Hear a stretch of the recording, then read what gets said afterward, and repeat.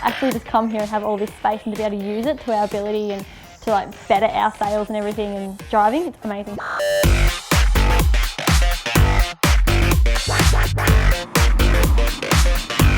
I actually didn't stop the intended way, but it's not many a time I've been in that situation, but it's good to have this kind of training basically.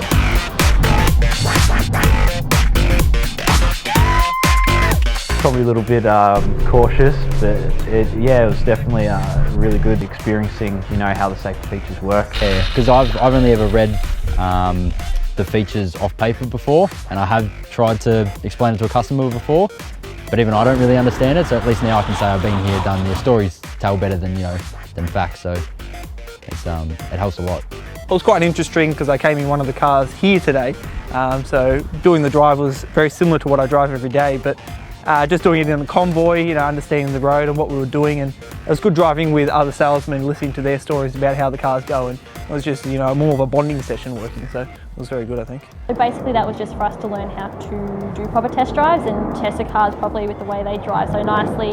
So we actually spoke a bit about some specs, so I explained a couple of things to her as to what stood out in what cars, as to the models, the difference between the SUVs, to the Veloster, the engines, just driving all the different types. I did an advanced driving course when I was younger, and it was kind of the same as this, but now that I have an understanding of cars now, it's a lot better to do and to pass on to customers. So.